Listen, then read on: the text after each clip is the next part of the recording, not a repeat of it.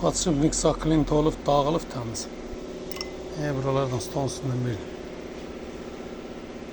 konsertində bunu buradan çıxartmaq. Krişkadan, ne krişka?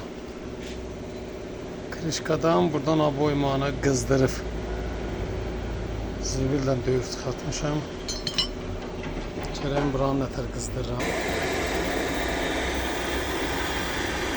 Baksana.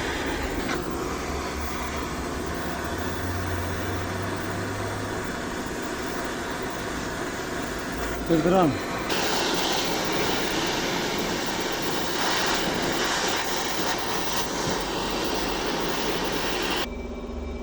Tərpəniş var.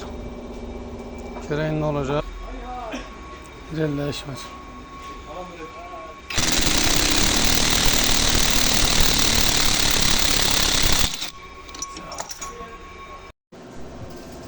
Böyle şokdan çəkilmiş. Yani çox ustalarımız nəyə görə gizləyir bilmirəm, nə gizləyib nə olacaq. Şimdi fazla vereyim. Karat kızam koydu. Ne buradan dev, dinamo paçamı dağlandı. Korupsa dev, karat gelir. Güzel.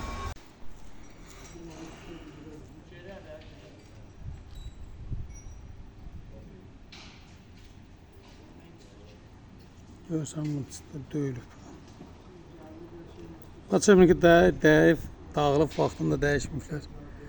Ona göre bu vəziyyətə düşüb. Maşın sırışım lazımdır dedim, bunun sarğısını axtarıb tapana kimi bəlkə yığıb düzəltmək tez olar.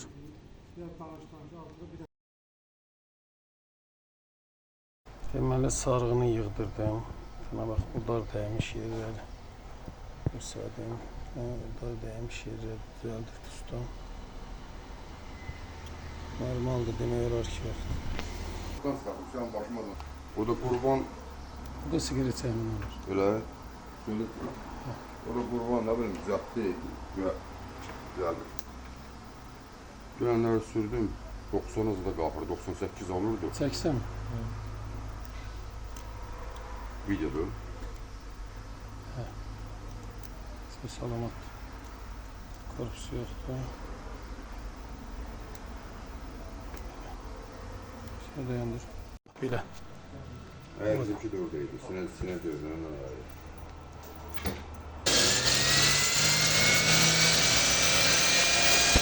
Buradan çaysan böyle ne olur? Güne dara geleceksin.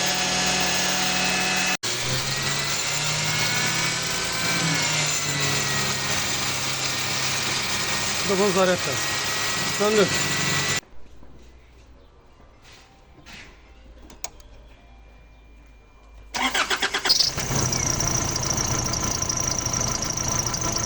Zaryadka getdi.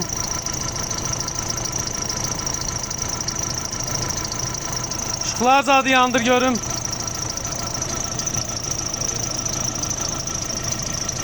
Normal. Belədir biraz səs. Amma dinamo zaryadka verir.